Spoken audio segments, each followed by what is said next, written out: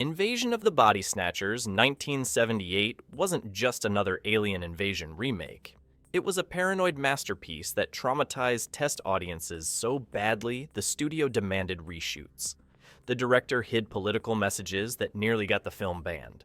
Absolutely terrified. Great movie. One actor improvised the most horrifying scream in cinema history. And the ending they released wasn't the ending they wanted. These are 16 facts about the remake that terrified a generation. United Artists demanded remake after Star Wars. Success changed everything. United Artists greenlit the Invasion of the Body Snatchers remake in August 1977, weeks after Star Wars revolutionized science fiction box office potential. The studio had previously rejected remake pitches for years, considering the 1956 original too dated for modern audiences. Star Wars proved science fiction could generate massive profits. United Artists immediately reversed course and fast-tracked the project. Producer Robert H. Solow had been pitching the remake since 1974 without success. The Star Wars effect gave him sudden leverage. However, the studio insisted on significant changes from his original concept. They wanted a bigger budget, recognizable stars, and elaborate special effects. Solow's low-budget, art house approach was rejected. Donald Sutherland and Brooke Adams had real romantic relationship during filming. Donald Sutherland and Brooke Adams began a romantic relationship during production that influenced their on-screen chemistry. Director Philip Kaufman encouraged the relationship, believing authentic emotional connection would enhance performances. Sutherland was married at the time, creating complicated personal dynamics on set. The affair remained secret during filming, but became Hollywood gossip afterward. Adams later confirmed the relationship in interviews decades later, calling it intense but brief. Kaufman deliberately scheduled their intimate scenes during the relationship's peak to capture genuine intimacy. The strategy worked. Their scenes together contained palpable emotional vulnerability that's unusual for science fiction horror. Sutherland's wife reportedly visited the set and sensed the affair. The situation created tension that Kaufman exploited for scenes requiring paranoia and distrust. Adams and Sutherland's relationship ended shortly after filming wrapped. Both actors avoided discussing it publicly for years. The famous final scream was completely improvised by Donald Sutherland. The film's iconic final image showing Donald Sutherland pointing and screaming wasn't in the script. Director Philip Kaufman planned a different, quieter ending. During the final day of shooting, Sutherland suggested trying something different. He proposed the pointing gesture combined with the inhuman shriek. Kaufman agreed to film it as an alternate take. Sound designer Ben Burt, who'd just finished Star Wars, helped create the scream. Sutherland's voice was layered with pig squeals and electronic distortion. The result was so disturbing that editor Douglas Stewart insisted it become the film's final shot. Test audiences reacted with genuine horror. Several people screamed in the theater. United Artists executives initially wanted to cut it, believing it was too upsetting. Kaufman refused. The improvised scream became the film's most memorable and traumatizing moment. It's now considered one of cinema's most effective horror endings. If you're enjoying these behind-the-scenes secrets about classic science fiction films, make sure you're subscribed so you don't miss our next deep dive. We've got more disturbing production stories coming soon. Now back to the invasion. San Francisco locations were chosen, specifically for political symbolism. Director Philip Kaufman set the remake in San Francisco rather than the original's small California town for deliberate political reasons. San Francisco in 1978 represented American liberalism, counterculture movements, and progressive politics. Kaufman wanted to suggest that even the most politically aware, independent-minded people could be converted into conformists. The setting commented on how 1970s liberal movements had become institutionalized and lost their revolutionary edge. Kaufman filmed at San Francisco City Hall, showing bureaucracy literally being taken over by pod people. He chose the Transamerica Pyramid Building as a symbol of corporate conformity. Locations included health food stores and therapy centers, mocking the era's self-improvement culture. Test audiences demanded happy ending, but studios supported directors' dark vision. The first test screening in Pasadena produced disastrous audience response cards. 70% of viewers rated the film poor or fair. Comments specifically criticized the bleak ending as too depressing and unsatisfying. United Artists executives wanted Philip Kaufman to shoot a hopeful conclusion, showing survivors escaping. Standard Hollywood practice would have demanded extensive reshoots. Surprisingly, studio head Mike Medavoy supported Kaufman's dark ending. Medavoy argued that changing it would betray the film's entire point. He authorized additional test screenings in different cities. Results varied, but remained largely negative. Medavoy held firm. The studio released the film with Kaufman's original ending intact. This decision was unusual for 1978 Hollywood, which typically prioritized commercial appeal over artistic vision. Kevin McCarthy and Don Siegel's cameos were added after principal photography.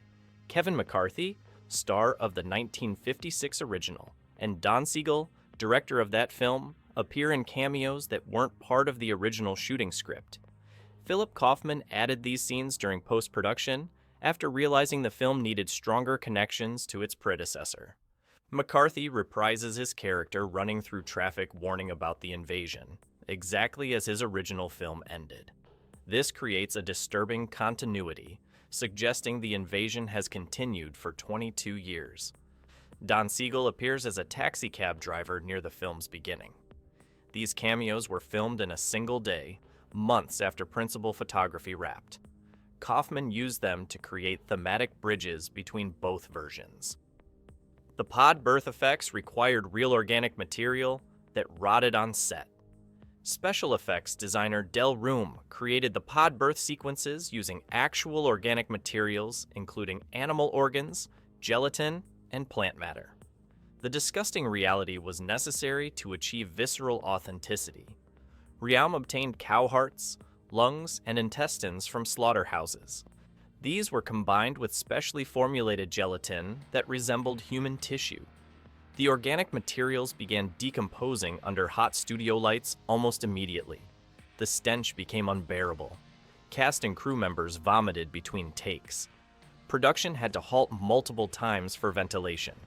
Riom's team worked quickly to film pod sequences before materials rotted completely. Some shots required multiple attempts as organs liquefied too quickly. The production spent over $15,000 replacing decomposed organic materials throughout filming. Leonard Nimoy accepted role, specifically to break Star Trek. Typecasting. Leonard Nimoy played pop psychology guru Dr. David Kibner to deliberately distance himself from Spock. Nimoy had fought Star Trek typecasting throughout the 1970s with limited success. He chose this role because Dr. Kibner represented everything Spock wasn't: emotional, manipulative, and pseudoscientific. Nimoy researched human potential movement gurus, including Werner Erhard and Leo Buscaglia. He based Kibner's mannerisms on these real figures. Nimoy improvised much of Kibner's therapeutic dialogue, drawing from actual encounter group language. Director Philip Kaufman encouraged this approach. Nimoy's performance satirized the self-help industry's cultish aspects. When Kibner becomes a pod person, the transformation is barely noticeable because he was already emotionally disconnected and conformist. The film's sound design pioneered techniques. Later used in Alien sound designer Ben Burtt created revolutionary audio techniques for Invasion of the Body Snatchers that he refined further for Alien the following year. The pod people's shriek combined human screams with pig squeals, electronic distortion, and reversed audio. Burtt recorded actual pigs being slaughtered, then manipulated the recordings. He layered these with human vocal performances processed through synthesizers. The technique created sounds that registered as familiar yet completely alien. Burt also developed ambient soundscapes, suggesting the pod's presence even in silent scenes. He used subsonic frequencies below conscious hearing that created unease in audiences. These techniques influenced horror and science fiction, sound design for decades. Veronica Cartwright's screaming scene required 27 takes and medical attention. Veronica Cartwright's discovery of her husband as a pod person required intense emotional commitment that physically damaged her. Director Philip Kaufman wanted genuine terror, not performance. He filmed the scene chronologically, building Cartwright's anxiety over hours. By take 15, Cartwright was legitimately hyperventilating. Kaufman kept filming. Cartwright's screaming became so intense that she damaged her vocal cords. A medic was summoned to the set. Cartwright received throat spray and continued. Kaufman finally accepted take 27 after Cartwright collapsed emotionally. She later said the experience was traumatic and compared it to method acting gone too far. The scene's power comes from Cartwright's genuine distress. Audiences sense they're watching real anguish, not acting. The mud bath sequence was filmed at actual San Francisco health spa. The bizarre scene showing pod people emerging from mud baths was filmed at Kabuki Hot Springs, a real San Francisco health spa. The location was chosen for its authentic 1970s wellness culture atmosphere. Philip Kaufman wanted to satirize the human potential movement and California's obsession with self-improvement. The spa's management agreed to filming without understanding how disturbing the finished sequence would appear. When they saw the completed scene, they demanded their business not be identified. United Artists complied by removing visible signage in post-production. The mud bath scenes suggest that pod conversion mimics therapeutic transformation. People seeking self-improvement become literally replaced by emotionless duplicates. Kaufman's commentary on therapy culture was subtle but devastating. The film's political subtext. About Conformity nearly got it banned in several countries. Several countries censored or banned Invasion of the Body Snatchers for perceived political messages. The Soviet Union banned it immediately, interpreting the pod people as anti-communist allegory. East Germany and Czechoslovakia followed suit. Ironically, right-wing governments also banned it. The Chilean military dictatorship prohibited exhibition, believing it criticized authoritarian conformity. Spain's Franco regime censored it heavily before allowing limited release. Philip Kaufman intended the film as critique of conformity regardless of political ideology. He targeted both communist collectivism and capitalist consumer culture. The 1970s human potential movement, corporate bureaucracy, and political correctness all received satirical treatment. This ideological ambiguity made everyone uncomfortable. Critics across the political spectrum found threatening implications. The bans generated publicity that helped the film's reputation. The film's box office success was unexpected and changed. Studio approach to remakes United Artists projected modest box office returns for Invasion of the Body Snatchers. The studio expected approximately $15 million domestic gross. The film opened December 22, 1978, and earned over $25 million domestically, nearly 8 times its budget. International revenues pushed total earnings past $40 million. This unexpected success surprised everyone. United Artists had considered it a mid-level release without blockbuster potential. The financial success validated remaking classic science fiction films with serious adult themes rather than camp humor. It proved audiences would accept dark, pessimistic endings if the film earned them. The box office performance influenced Hollywood's approach to remakes for the next decade. Alternate ending. Philip Kaufman filmed, but never used an ending showing Matthew Bennell and Elizabeth Driscoll escaping San Francisco successfully. The sequence showed them driving south on Highway 101, believing they'd escaped the invasion. They stop at a roadside diner in a small coastal town.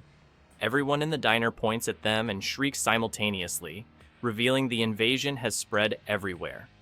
The ending was even bleaker than what was released, suggesting total global conversion.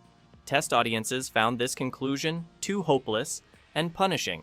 United Artists executives agreed it was excessive. Kaufman reluctantly cut it, using instead the shorter ending with Sutherland's shriek at Elizabeth. The deleted ending implied the invasion was unstoppable and worldwide. Invasion of the Body Snatchers could have been a safe remake with a happy ending and escapist thrills. Instead, Philip Kaufman created a paranoid nightmare that questioned conformity, therapy culture, and human connection itself. The darker ending was cut. The political messages caused bans, and that final scream still haunts viewers decades later. Some invasions succeed completely.